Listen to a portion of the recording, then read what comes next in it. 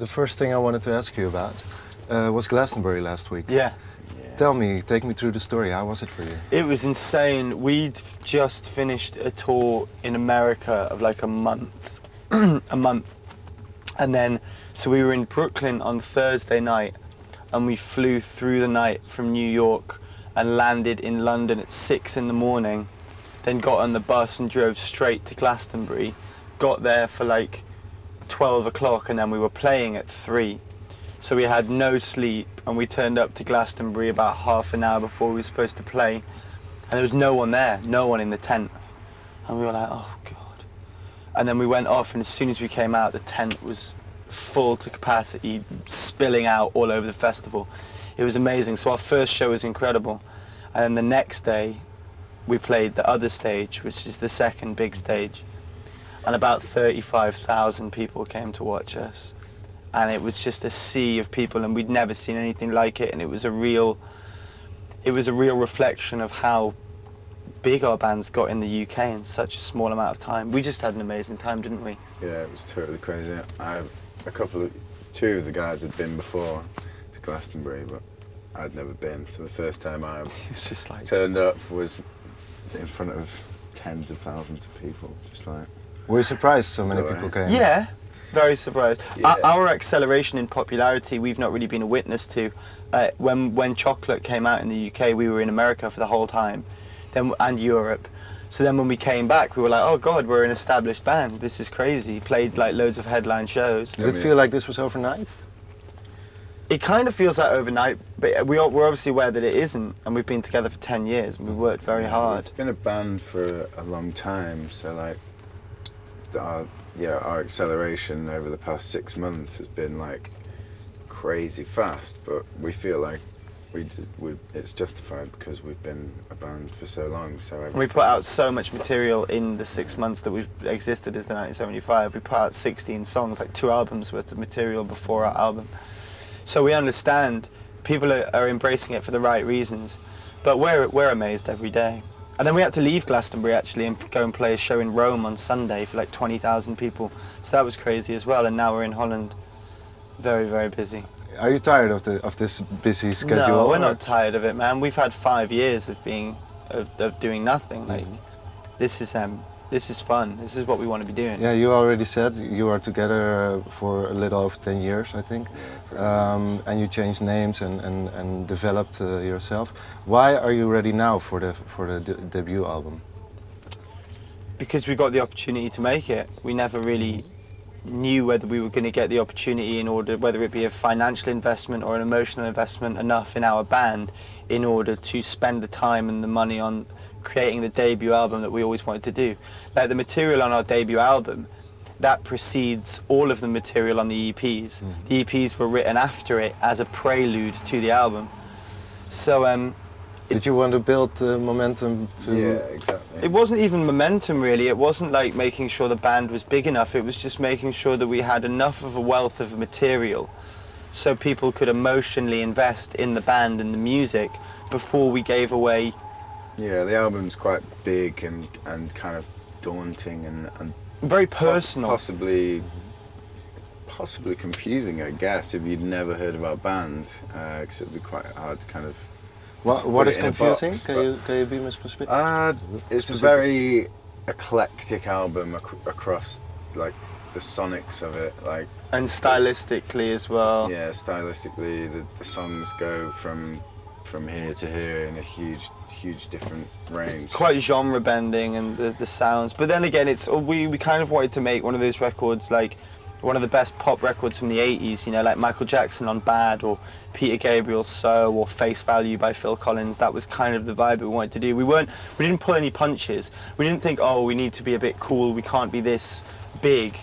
We just thought we'd just do exactly what we want. Yeah, we knew we wanted to make a long album. There's 16 tracks on the album, so it's good. And what is you have very different songs if you compare them to each other. What is the story you want to tell on the whole album? Well, I don't think there's like a concrete narrative that runs from the beginning to the end, but it's the same thing as the EPs. I suppose lyrically it's all about me and the way that I deal with my relationships. Sorry, my phone's going off a lot. Very busy. Put this over here.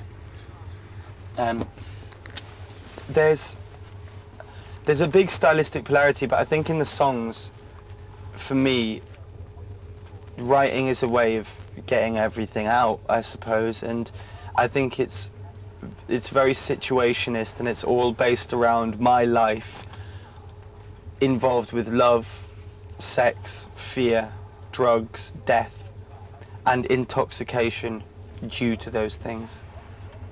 And that's what the feel of the album is about, and it's lots of different very specific scenes and stories throughout our life. We basically wanted to make an album that was like John Hughes, the director, you know, the 80s movie director.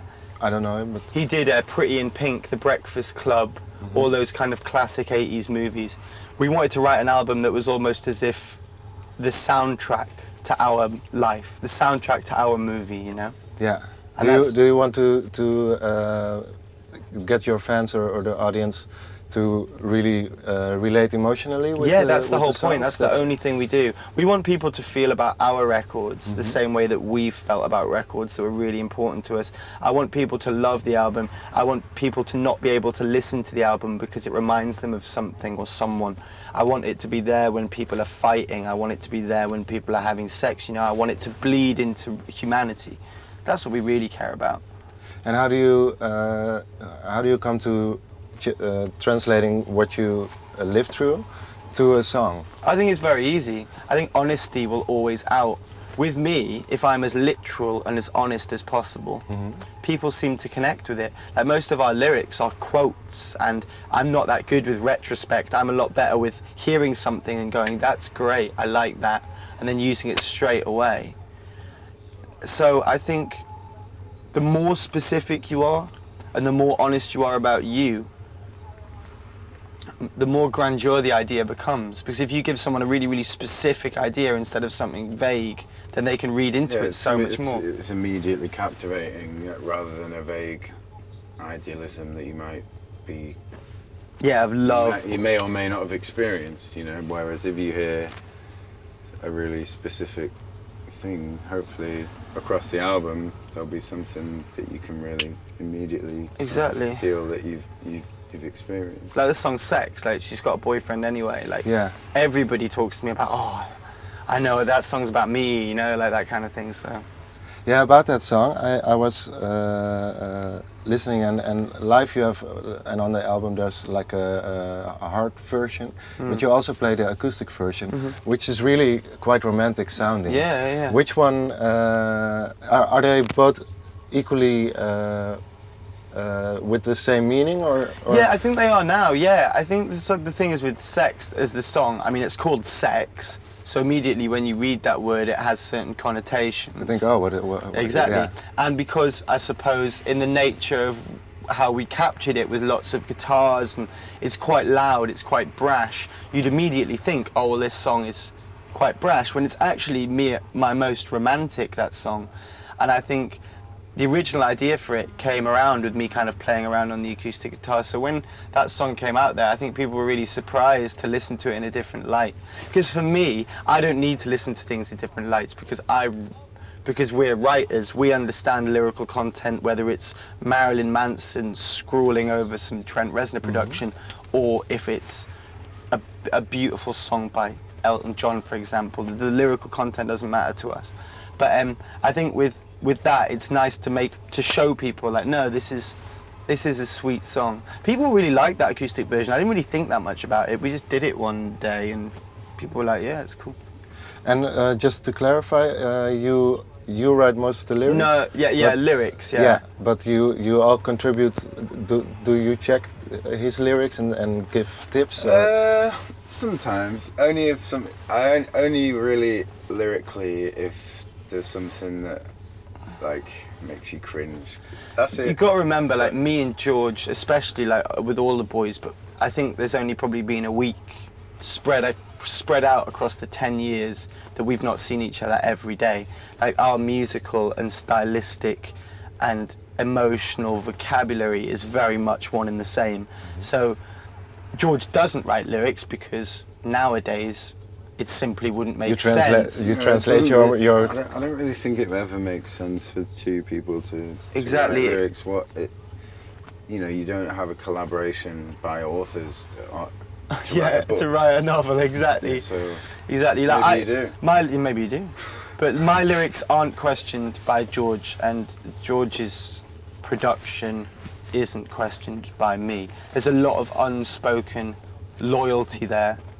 You agree easily on? Yeah, on what- everything. Yeah, Like I we've- said, we started a band. Most people start bands when they're like 16, 17, where they've kind of decided whether, oh, well, alternative music, that's going to be what I'm about. That's going to be the kind of kid I am, or sport, or we started making music together at 13, 12. So that's before you've even decided it. So we've always had this purity of creating music because we love music and the way it works and the way it makes you feel, not because of how many haircuts or leather jackets you nowadays we're a bit like that.